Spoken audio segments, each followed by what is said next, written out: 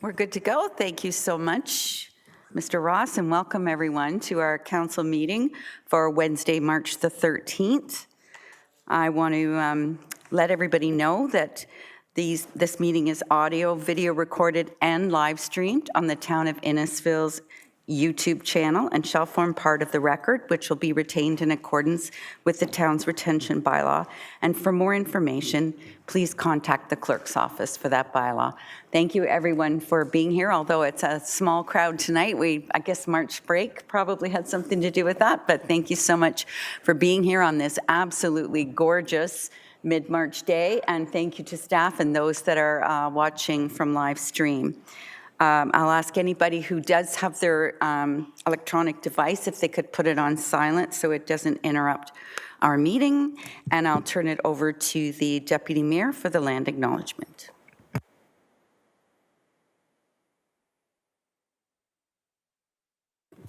Thank you, Your Worship. The Town of Innisfil acknowledges that Innisfil is situated on treaty land that is steeped in rich Indigenous history.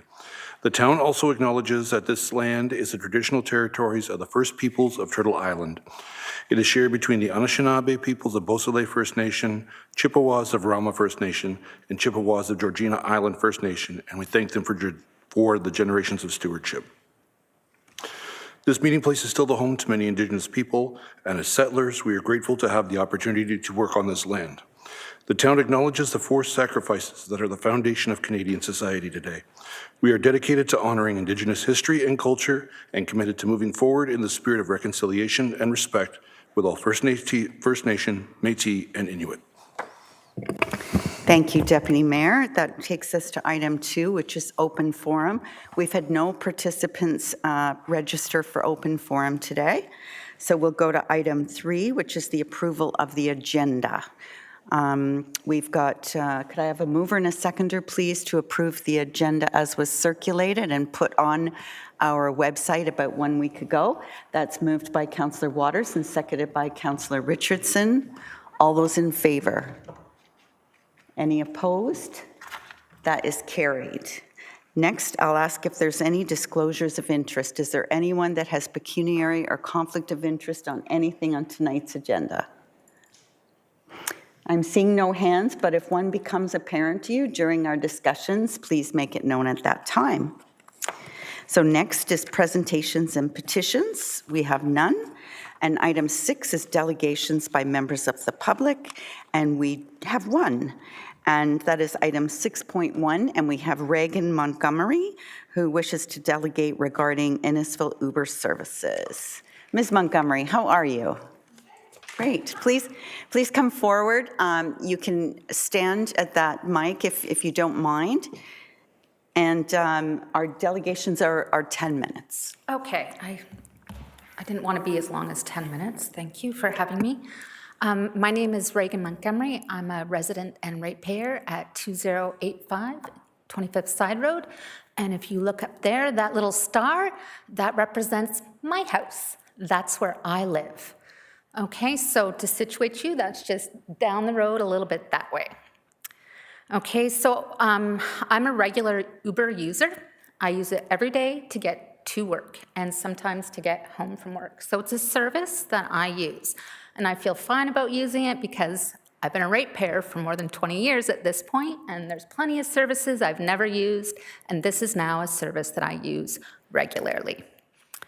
So I was just going to cover 3 quick points, and that is I believe that there is a serious lack of duty of care is shown by staff with regards to what is now a government-subsidized app and the use of that app using private roads, as well as how that app functions as you enter and exit town-designated hotspots. I also want to talk about what I believe is happening is a lot of KPI manipulation. And I'm sure you know what KPIs are. I'm sure you have lots of charts for key performance indicators. And I think that Uber is probably feeding you a line. And finally, I want to talk about a couple of trips that are what happens not all the time, but when using the service. Many trips are really horrible that no reasonable person would ever willingly agreed to get in an Uber and participate in such a trip, but the town has made an agreement, and all of those trips that are totally horrible all meet the standard, what do they call it? They all meet the standard of service, something that no one in this room would ever willingly agree to, meets the standard of service. And so I'll discuss that. So first, here's that I said I'd talk about, is the use of private roads. So no, can we go back? We're still looking at that very first one. When Uber comes to my house, it does not turn on to 25th Side Road and pick me up at my house. The app actually directs the driver to come and go down Innisfil Beach Road and then turn down on Emily's Place. Emily's Place is a private road. I've lived there for 20 years, and driving down Innisfil Beach Road, I could easily miss Emily's Place. If you even know about that street, it is teeny tiny and super easy to miss. But every time an Uber driver is sent to my house, they are directed to go on a private road and down Emily's Place so that they pick me up in front of my house. It never actually happens. I've never seen an Uber driver actually go on to Emily's Place because they simply can't find it. So they end up going down Innisfil Beach Road. They kind of realize they missed it. Sometimes they U-turn. You can see them slowing down because there's an app. I see what they're up to. They can't find it. So eventually they come back and they somehow make it to my house. But we shouldn't be directing people onto private roads in the first place. In speaking to drivers, when I told people I was going to come and talk to the council about how it works, one driver told me she frequently felt very uncomfortable anytime she was up near Friday Harbor because there are a lot of private roads up there, and the app continually directs her onto private roads to pick up passengers. But there are other routes to stay on public roads. There's no need for an app that's subsidized by the town to direct people, vehicles, onto private roads. And I think that should be respected, and there should be more communication with Uber to remove those, unless you are picking somebody up on that private road. That's different. But to go from point A to point B, if there's a public road, they should be using it. Okay? So if I can have the next slide there, I just wanted to show you what Emily's Place looks like, because, yeah, you can miss it. You've probably driven past it so many times and never seen this road, because you got to drive past it to get to the park, but you miss it. Okay, can I look at the next slide, please? So this is how the app directs people to get to the library. If you look, you can kind of see a blue dot. This is a town designated hotspot, right? I walk up from my house to the library in order to get a discounted trip. And so this is what the app is directing the driver to do. For some reason, to just pass by the library, drive up to TD Bank, do a UE for some reason, and then go back down Innisfil Beach Road and into the library. That makes no sense, but it's frequent. And I think dangerous. Okay, the next slide, please. Okay, this one's my favorite. This also frequently happens when the app directs the driver to not actually, again, turn into the library, but turn south on St. John's, and then in behind the beer store. You know where the beer store is, I hope. Right, that plaza, it directs the driver in behind the beer store. So can we look at the next slide? So that's what it looks like. Instead of turning into the library, they need to turn down St. John's, turn in behind and drive behind the beer store and apartments where people live, and then continue along there. And here, can we look at the next slide? Then the app directs the driver to levitate over this 3-foot concrete wall that's topped by a 6-foot chain link fence every time. This is a town designated hotspot. It's very clear to me that no one here has ever used this app to go to or exit from a town-designated hotspot, and I think that's a problem. Okay, next slide. There it is. Just in case you aren't familiar, you can see what's actually happening. I can always tell when a driver is new, and because it'll even happen when they're coming by going eastbound on Innisfil Beach Road, and they'll drive right past me at the library and turn down St. John's to do that. All right, next slide. Okay, so here is what I was talking about in horribleness of trips. This is a trip. You can see this is the trip that I take most often. That bottom dot is me getting picked up at the library, and that top square is me being dropped off at the corner of 20th Side Road and Mapleview. That's my trip every morning. This trip here, okay, just to be clear, that's it. On a good day, when it works really well, it's an 8-kilometer, 10-minute trip. 8 kilometers. This morning, I did 23.1 kilometers before I got there. So almost 3 times the length. That's the efficiency of the service and how much driving around that we get to do before I actually get there. And this is the issue. When I call for an Uber, I have no idea if my 8-kilometer, 10-minute trip is going to be 8 kilometers and 10 minutes, or if it's going to be 45. I have no idea. And when it's minus 20 outside, I don't want to be very, very early and be standing out at the corner of Mapleview and 20th. If you can picture that in your mind, I don't want to have to, on a daily basis, call for an Uber so early that I'm standing at that corner in literally the middle of nowhere for 30 minutes in minus 20. But I can't time anything. I have no idea when I'm getting to my destination. And when I was talking to, again, other people, because there's Uber ride, so I talked to my fellow passengers. I've actually become friends with some of my fellow passengers, been to their homes, and so it's not all bad. I've made friends, gone out to coffee, get to know people in my community. I actually quite like that.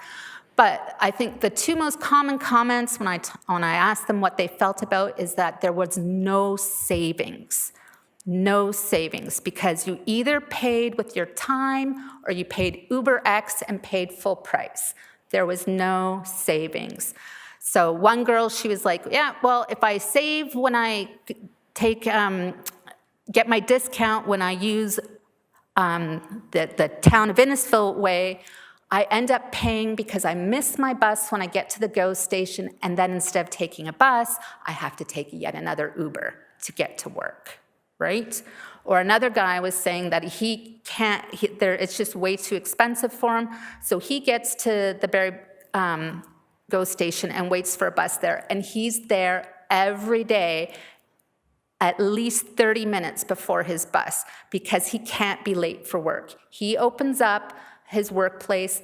He can't keep his job if he's late, and that's, who knows, so he has to go so early. And so he stands outside in the dark, in the cold, waiting for a bus for a really long time because it's completely unreliable. You have no idea when you're going to get there. Okay, can we look at the next slide?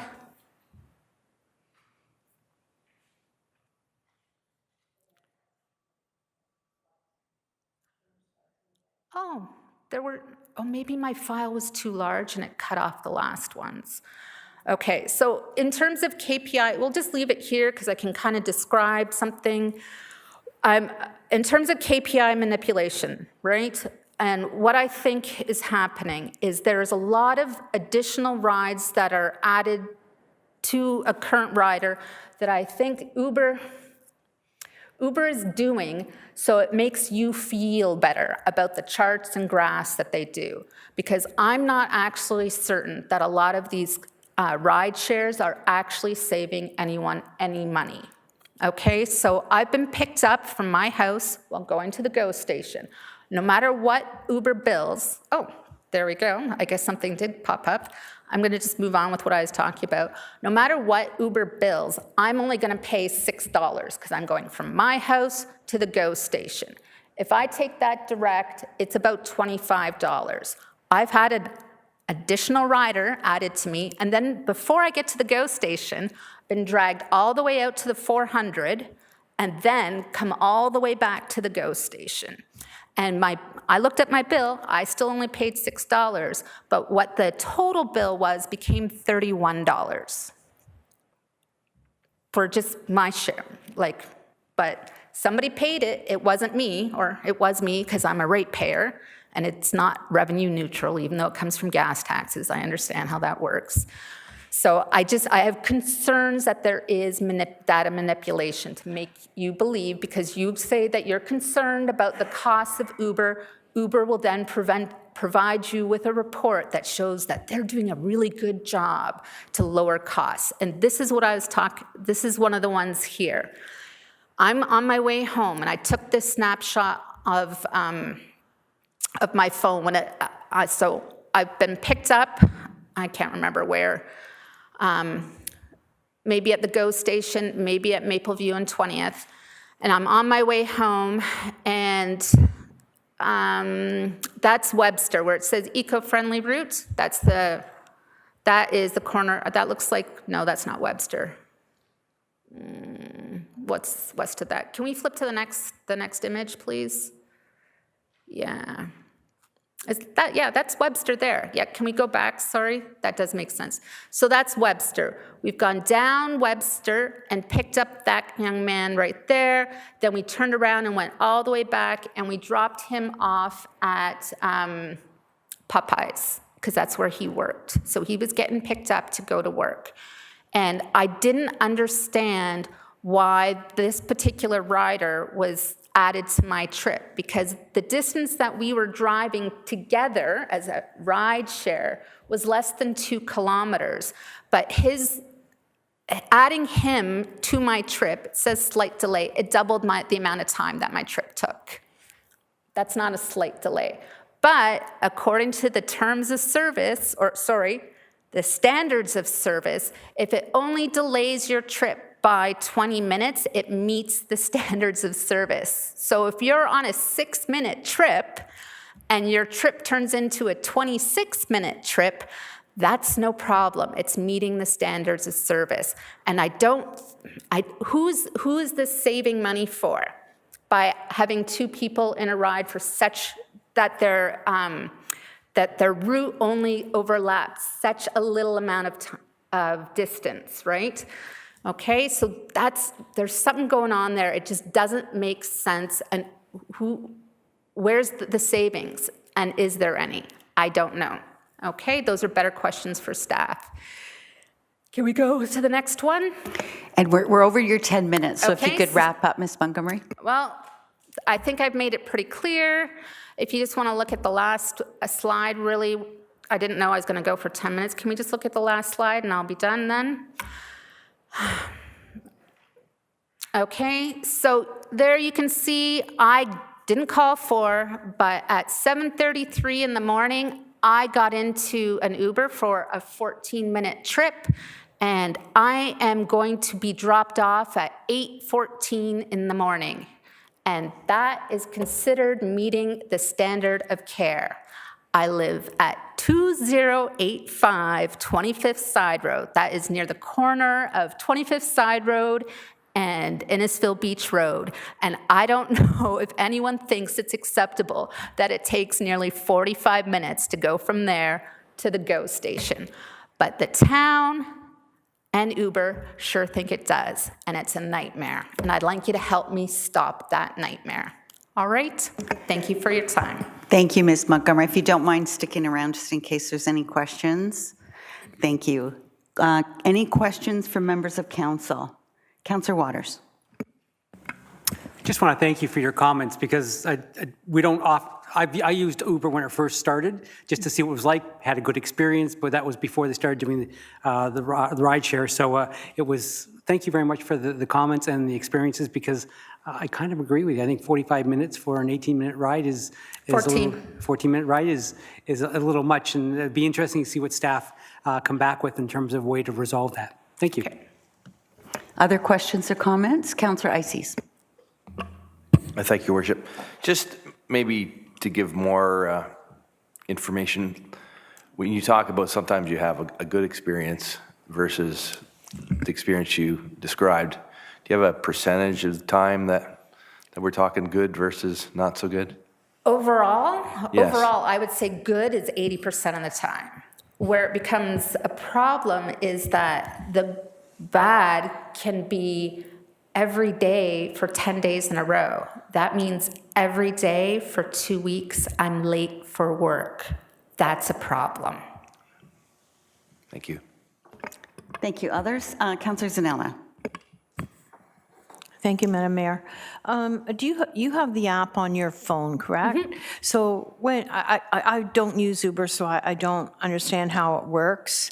But when because you're saying that they get lost and you see them driving past you or going down the wrong way, do you see their car on the app? Yes. So you know it's going to pass me. Is there any way you can communicate with them and say, hey, I'm here? No, okay. When somebody's coming to my house, I always just tell them, like I can see them when they're coming down. They're driving eastbound on Innisfil Beach Road. When they're getting close, I send them a text and I say, because it does have that function, yeah. And I say, turn right on 25th Side Road, ignore the app. And almost all times, it does work. Sometimes they're not looking at their phone, because they're paying attention to the road, which is kind of important too. Yeah. And so they miss that because they're really following the app. The experienced drivers who, I know them. Literally, I've been for coffee with 2 separate drivers. I like them. They're nice people, right?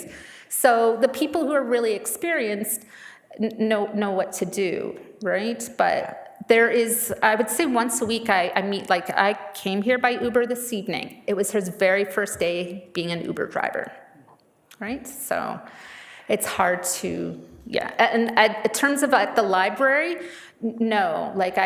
Once they've already passed the library, and turned down St. John's, it's lost. Just let it go. And the person's new. They're not going to believe me. They're going to just, Thank you. Councillor Drodge and then Councillor Richardson. Thank you, Your Worship. Just to clarify, so if you used regular Uber XL or Uber X, do you have the same complications as you do when you use Innisfil Uber? No, because there is no ride share. Right? So I just get picked up and I get dropped off. But no, they'll still, in terms of picking me up from my house, that it doesn't matter how I use it. Uber's going to direct them onto Emily's place. I guess if you were taking it though from your house to the library, would UberX still show that path kind of in behind the beer store? Like the regular Uber app, if you were to? I've been in the coming home, so it doesn't matter if I'm being picked up or I'm in the vehicle, and I'm like, no, but don't, turn right here. I direct them directly into the library. Otherwise, I've been in the vehicle and not paying attention, just playing on my phone or whatever, and then next thing you know, I'm on St. John's, right, and I'm going behind the beer store. Yeah. Okay, thanks. Councillor Richardson. Thank you. Thank you for coming and sharing this information because, same thing. I've never used Uber myself. I'm just curious as to, actually, maybe it's more for town, but who does the maps for Uber to utilize? Like, is it us that provide the maps to them, or this is an Uber that's doing it themselves? Mr. Correa? Through Mayor Dolan, so it's highly automated through Uber's mapping system. What they have indicated, because we have had meetings regarding some of these concerns, is that they can take, for example, some private roads offline so that it wouldn't come up on their mapping, and the Emily's Place is a good example of one we might take a further look at. So there are options, but the mapping is directly from Uber's technology. Thank you. Deputy Mayor? Thank you, Worship. To Mr. Carrera, is there a way we can find out if the Uber drivers are obligated to follow the GPS? Because I've used Uber rarely when the need arises. However, I've been told by some drivers, and I can't confirm it, that they have to follow a specific route laid out by them, otherwise they get in trouble. So is there a way we can confirm that claim? Because if that's the case, then we can address it directly with Uber as opposed to the drivers themselves. Mr. Correa? Through Mayor Dolan to Deputy Mayor, I think the quick answer is yes, that we can take that back with Uber and see if we can address that. Anyone else? Councillor Constantine. I have a resident that live on the 6th line, and she took the Uber 3 times from the 6th line to Canadian Tire, and she was charged $18. Is that correct? Mr. Correa? Through Mayor Dolan to Councillor Constantine, I wouldn't be able to validate the exact charge. However, when it's not a hub, then the standard discount, if you will, is about $4 off what the total charge. So it sounds generally correct. Any other questions or comments? Thank you very much for bringing this in front of us. I would also like to suggest, Mr. Correa, that we check on that hotspot for the Lakeshore Library, because, I mean, I'm sure we get dozens and dozens and dozens of people who use the Lakeshore Library as a takeoff point because it's a hotspot. And so that would be an issue that would happen, daily. So that would be important. I certainly understand your frustration with the carpooling, and we allowed carpooling basically for the reason that, and again, the question we can ask to Mr. Carrera is to come back and say, when there's a carpool like that and it's just a short distance, is it generating a savings for the town? When the actual carpooling is only like a fifth of the total trip. And if you don't have the answer for that today, I can get it from you another day. But one of the questions from Ms. Montgomery was that are we saving money? Is the town saving money by carpooling? And I know that we're allowing other people to actually get a ride that possibly couldn't get one. Mm-hmm. I know that's an important part of it too. But the other thing that struck me on that one map you showed, which was the big square, because we often get people saying to us, why don't you just put in a traditional transit system? And the answer would be, you would have to go down and around, and it would be 45 minutes every day mm-hmm. to get where you wanted to go, and you'd have to plan on sitting for 30 minutes when you mm-hmm. get there. So I guess the good part is the 80%, yes, and the rotten part is the 20%, yes, and we can do what we can do to help with the 20%. Yes, yes. I think I should have qualified this right at the beginning, is that my desire in coming to you was not to expand the budget or ask for a traditional route. I have a good understanding of what transportation costs. I know what transportation infrastructure costs are. I've done fleet management in the past, so I know what life cycle costs are, and it's enormous. And so this is good, right? I'm not saying let's get rid of this and take on something else. I don't actually support that at all. I think there's just a few tiny, tiny little bugs that need to be worked out over time. And I think it's very clear that if you probably look at the revenue that Uber generates from this geographical area, it's significantly higher now than it was prior to the town adopting this program. And I think that should motivate Uber significantly to take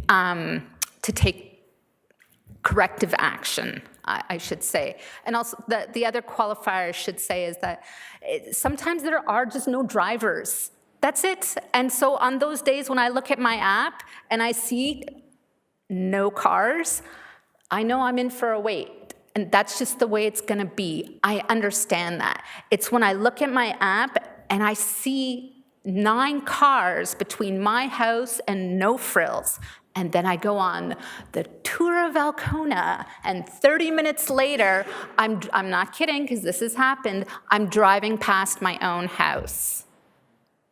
30 minutes after I got in a vehicle. I totally Look, it's my understand. house. I totally understand. And I thank you. I know from staff in the past and present, the working relationship with Uber has been relatively good, and they do pay attention when we call them because we are a good customer. And so we thank you for bringing up these tweaks we can make to make Innisfil Transit better for everyone. Okay, thank you. Thank you for your time.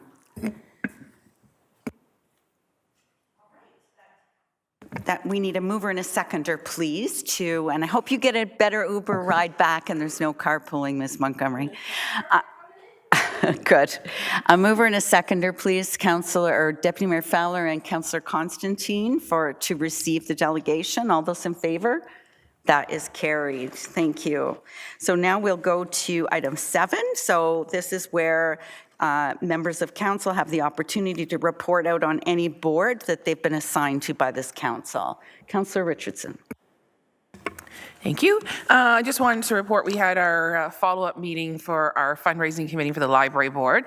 So our Spark event that was held on the 29th of February, we raised over $22,000, which was amazing. I just wanted to say a quick thank you to all of the many amazing local businesses for their support and all their prize donations. It couldn't have been done without them, so thank you.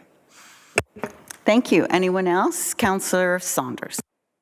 I just wanted to let everybody know that the Accessibility Board has bought the wheelchairs with the money that we were granted last week, and we will be looking forward to using them starting next month in the schools. Thank you. Deputy Mayor Fowler. Thank you, Your Worship. Yesterday, we gathered for county, followed up by the Economic Development Committee. The one thing that came out of the Economic Development Committee is something that I'm actually really happy to hear. With the workforce attraction retention initiatives, there were a number of things put into place. Over the next number of years, they've got $4.3 million in grant funding for the programs, which is incredible. They're taking a look at trades now as a growing sector that is in high demand.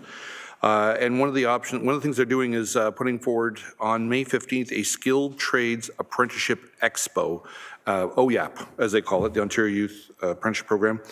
They're also looking at international student engagement. If we can get people from across the world to come to Simcoe County, not only educate themselves, but find it kind enough to stay, always enhances the environment. And they're also working on a mentorship program, which I think is really incredible because, I mean, in all groups, all businesses, all companies, we need people to guide, to teach, to express and pass on the knowledge that they've had over decades of experience. In the tourism development and marketing, we are now looking at the county itself is putting in bike e-stations along trails with potentially adding repair stations. So people who take the trails on their electric bikes can now find a spot, charge, and then move on. Now, a good portion of this is coming out of the county, but they're looking at the individual towns where the lines are and the trails are. There will be investing as well. So there's lots going on, and it's keeping people healthy and keeping people employed. Thank you. Thank you, Deputy Mayor. Councillor Zanella.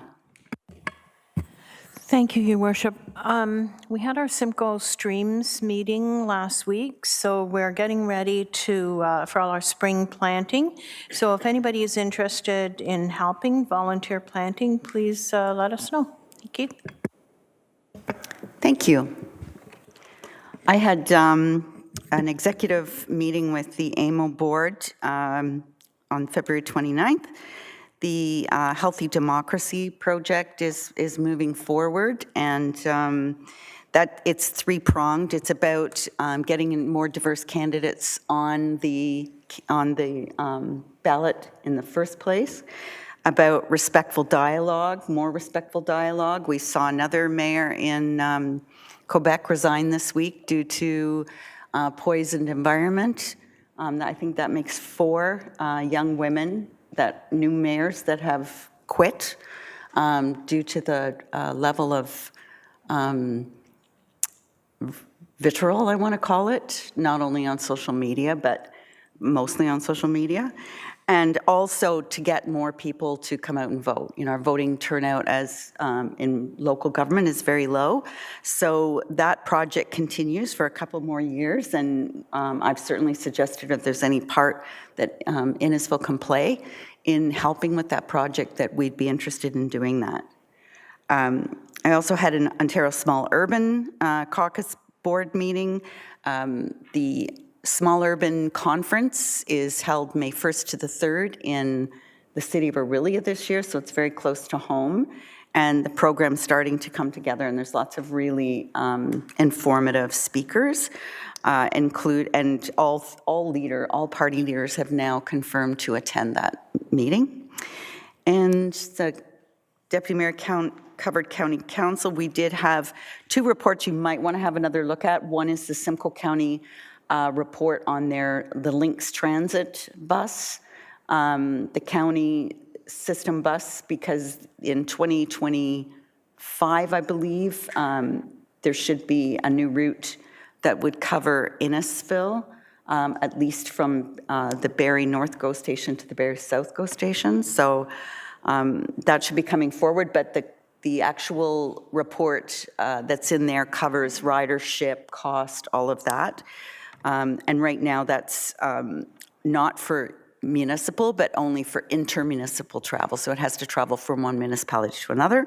And also at the county was the annual forestry report, which is one of the kind of pillars of the county, or the gold stars of the county. Simcoe County owns more forests than any other municipality in Canada, and it's a revenue generator, and when they generate revenue from the forests, that gets back into purchasing more county forest land. So those were just a few highlights, and it's all on the agenda on the website if anybody's interested in looking into it further. So now we'll move on to 8, which is our consent list. So we'll go through the items. If anyone wants to amend the staff recommendation or wants to ask questions to members of staff, please let us know when it's called. So the item A1, the special council meeting minutes dated February 21st. A2, the council meeting minutes dated February the 28th. B1, the Electoral Engagement Advisory Committee meeting minutes. B2, which is the Traffic Safety Advisory Committee meeting minutes. C1, the designation under Part 4 of the Heritage Act for 6225 Yonge Street.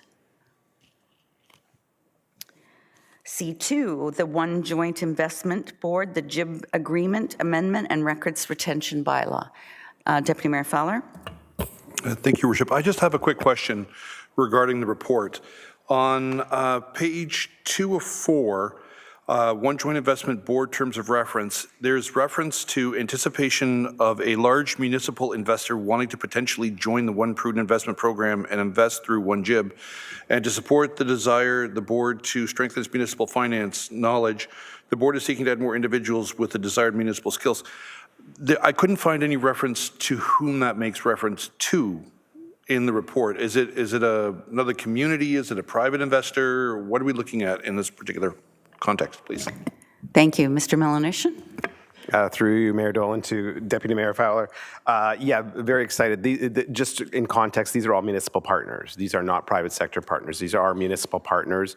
The mandate of the One Joint Investment Board is to attract more municipal money into the investment fund for, divestiture, for, better returns. So we are right now 11 municipalities, totaling about 600 million. We started off with 6 municipalities at 300 million. Now we're up to about 600 million with 11 municipalities, and we're seeking those larger municipalities, counties, regions.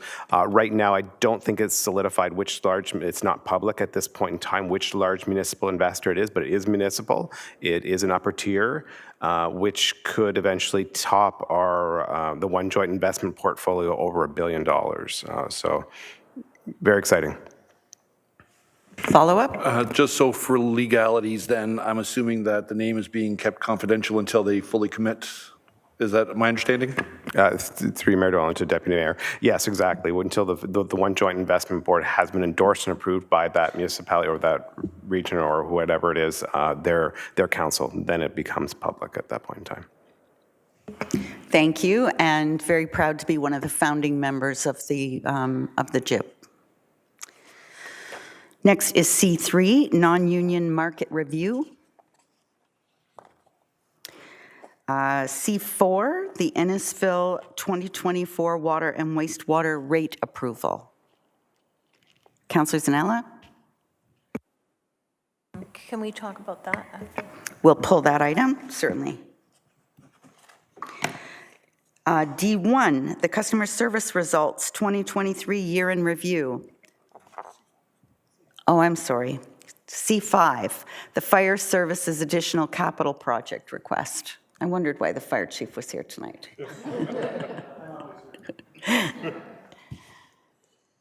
No, it looks like you're good, chief. Nobody's pulling it. D1, the customer service results 2023 year in review. Deputy Mayor. Thank you, Worship. I'm not pulling it, but I just want to give a shout out to customer service. Going over the numbers it's mind-boggling, and as many members of council know, they're our shield wall. They're the first line of defense when people come to us because we rely on them so heavily. But if you take it into context, in 2023 there was 50,852 calls coming in. 88% of them were answered, and 86 were resolved on first contact. So to put that in context, out of 50,000 calls that came in, 44,750 were answered on the spot. People were satisfied or not satisfied, but they got the answers they sought and moved on.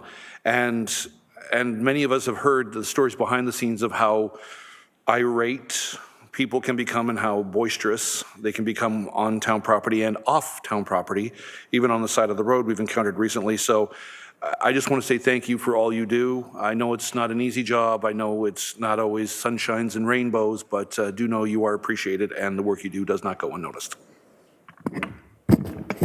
Thank you very much for that, Deputy Mayor. And I liked that staff put out through communications that if there is a wait, you can leave your phone number and they will phone you back, so you don't have to sit on the phone.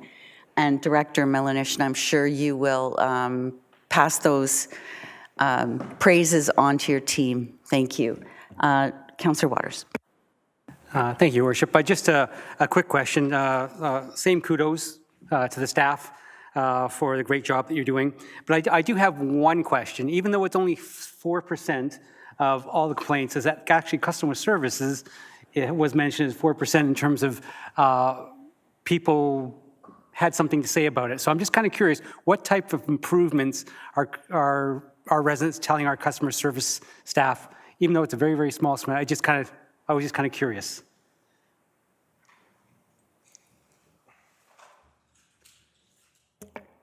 Welcome. Thank you for being here. Through your worship, if I can ask you to repeat your question, Councillor Waters, I had a hard time hearing you back there. Not a problem. 4% of the questions on, or the customer service complaints on Moore have to do with customer service. Yes. So I'm just kind of curious, what types of things are residents saying that could be improved with customer service? I know it's only a small percentage, but I was just kind of curious, what advice are they giving us? The questions that we get related to customer service are more so just generalized questions. It could be, first contact resolution related to something from the county. It could be something related to something as simple as park passes. So those are just very generalized inquiries that fall into the customer service category. Okay, thank you very much. Thank you. Thank you, Ms. Beagle. Any other questions? Seeing none, we'll go to item E1. The D2, I'm sorry. D2, yes, of course, the statement of council remuneration expenses and year ends. We won't want to miss that one. Anyone have a comment on that one?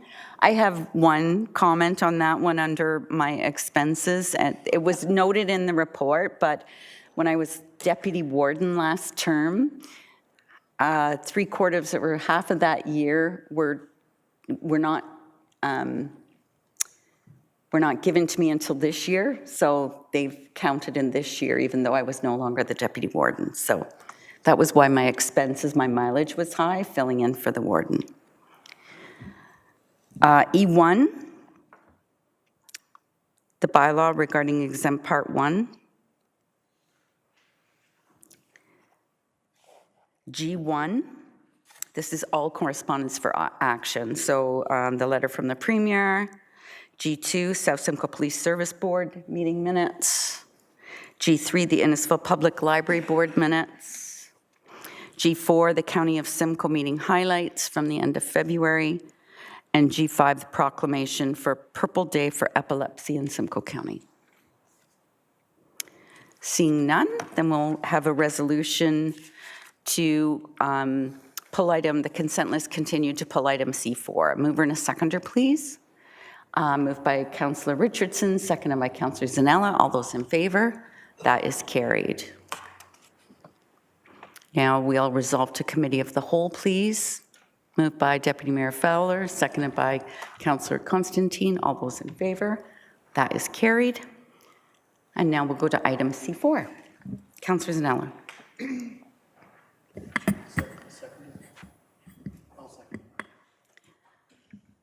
Seconded by Councillor Drodge.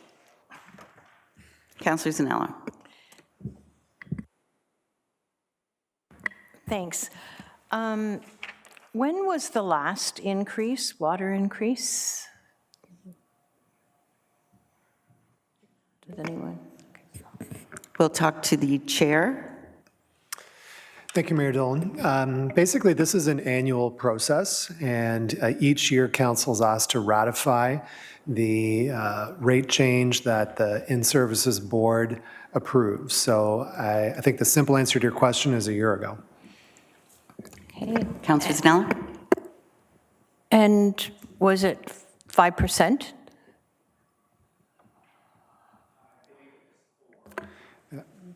Councillor Zanella, last year, my recollection is it was 4%.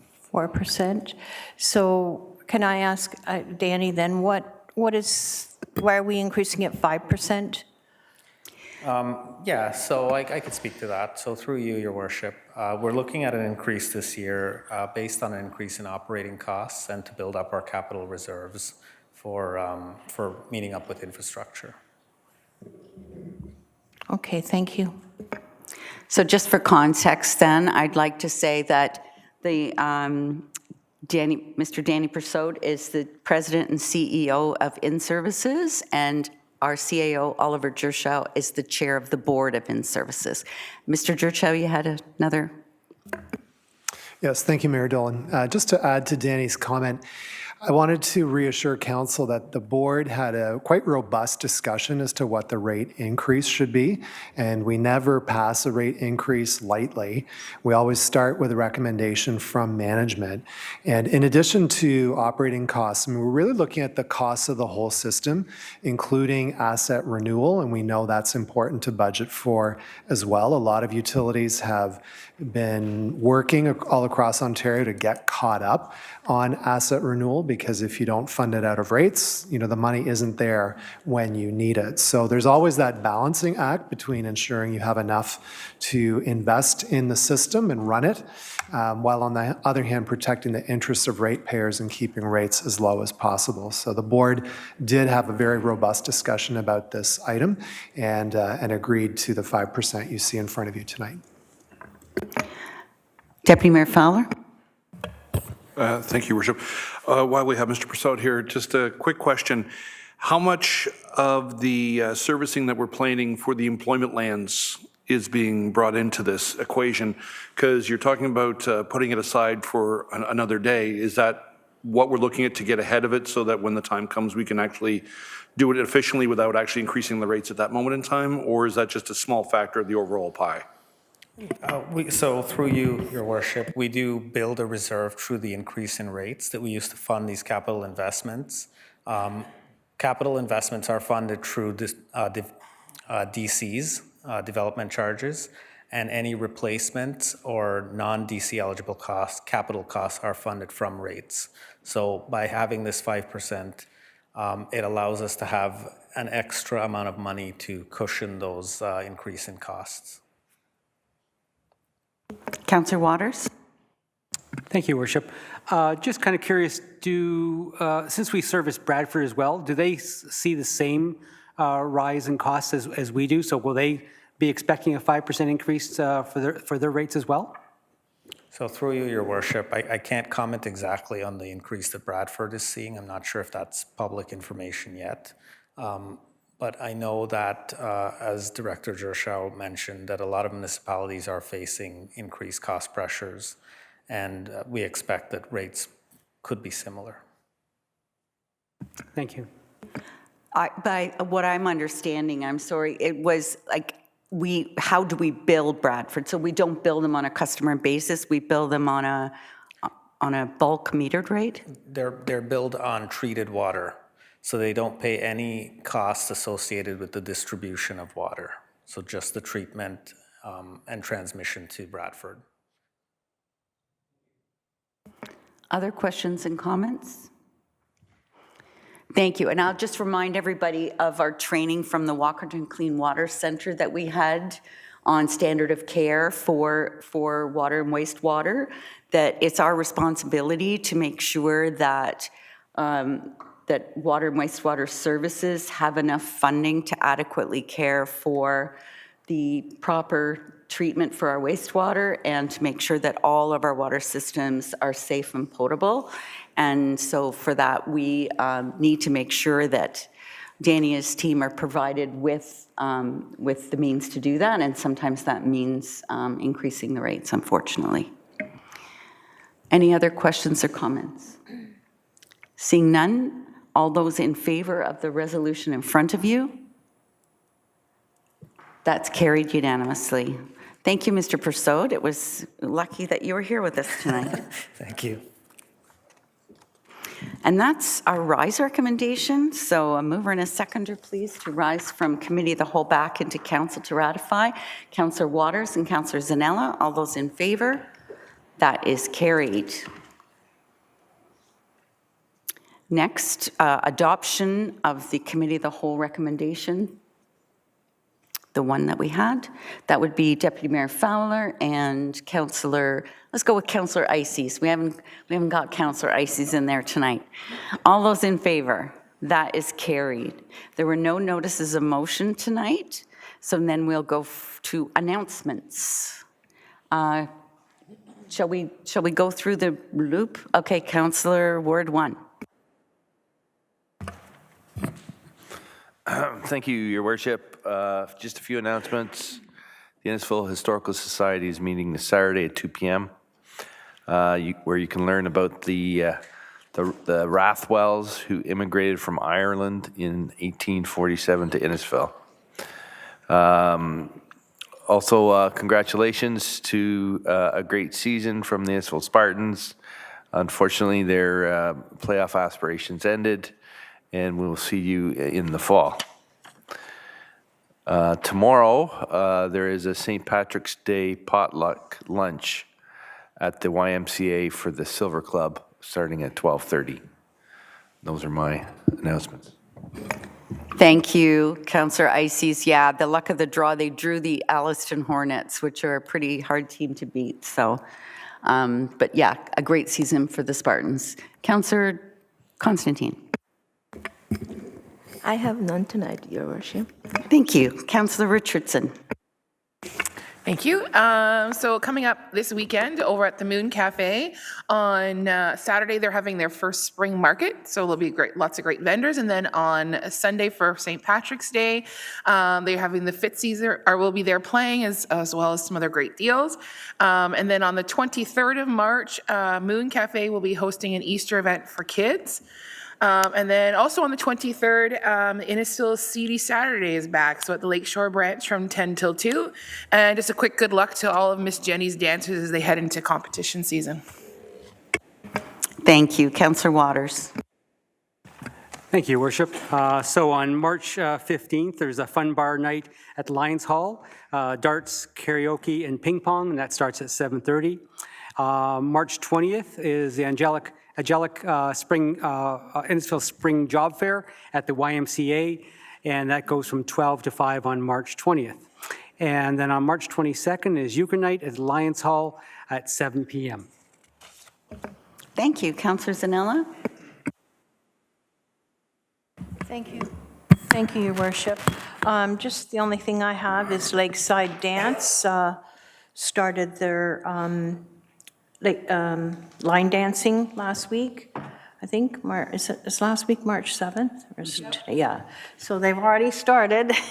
And I'm not sure if they still have any openings, but if you're interested, call them.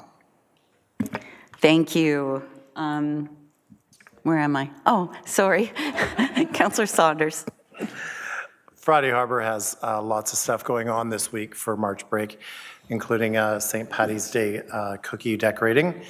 And on Saturday, I got to jump in the lake, which was kind of fun. And we raised over $20,000, not me personally, but everybody joined in and jumped in, raised almost over $20,000 for the RVH expansion.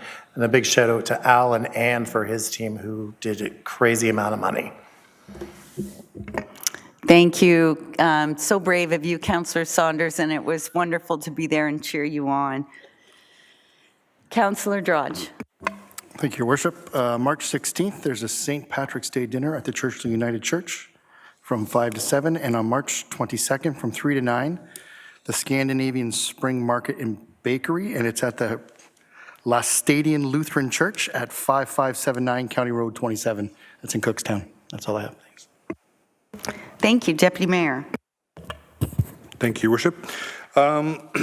Upcoming on March 17th, we have the second annual Cake with Bunny being held at the Lions Hall. It's $15 per child, $10 per adult, but it looks like it's going to be a fun day with lots of Easter events.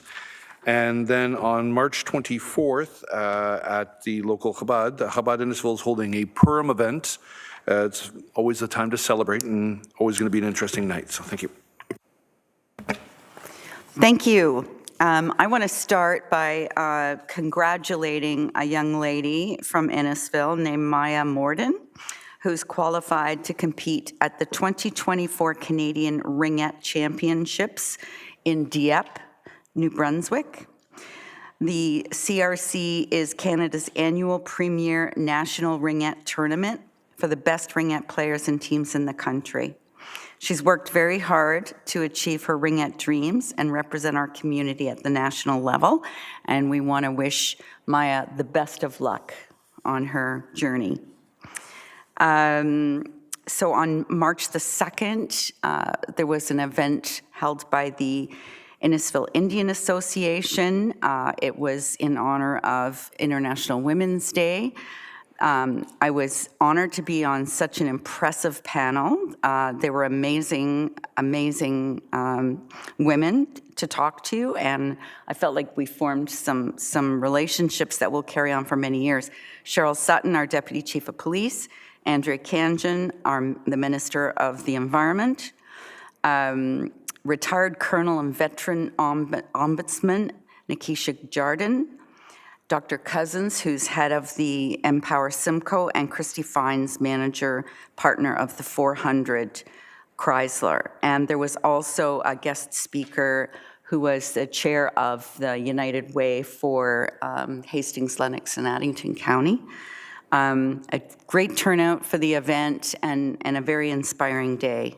So thank you to the Innisfil Indian Association for putting it on. I also attended on March 1st with Andrea Kanjan to the Barrie Emergency Services for the NG 911 funding announcement. NG 911 is called Next Generation 911, which is going to bring texting and eventually video to the 911 service. It's quite expensive and a big transition, but we're looking forward to it. We did get our piece of the pie out of the $3 million was a little over $550,000 for that. I really enjoyed going to the Radiant Roots event at the library. It was a lot of fun, and I spent too much money. And on March 4th, so this has been something that's been in the works since before COVID. We had one of our team, the Squibb, Harry Squibb, who passed away the end of 2019, who was a long time, decades-long employee and road super at Innisfil Public Works. He passed away. And we ended up last year doing a mural of 100 years of Innisfil roads. And we invited the Squibb family and the Cowan family to the unveiling of the mural that's at the Operations Center. And it was wonderful to hear their stories. Andrew Cowan, who's our former treasurer, his uncle was one of the first road supers in Innisfil. And when we got our very first snowplow, he drove it from Godrich. I used one, of course. He drove it from Godrich to Innisfil. So it was great to hear those stories, and I was so pleased to finally get to recognize Harry Squibb and his portrait in Town Hall. And then also on the same day, I had the great fun of being a special guest at the last of our youth hacks and after-school snacks session.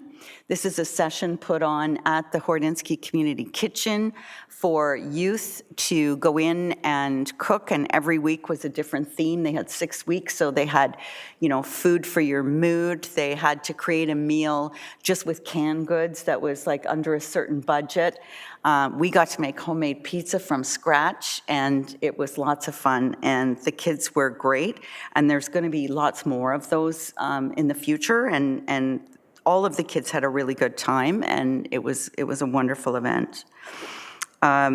We celebrated Ramadan here on March the 6th. Many members of council were here, and today I attended the Life Church, and they had a seniors luncheon, so I brought few slides on the strategic plan and answered a ton of questions about everything Innisfil.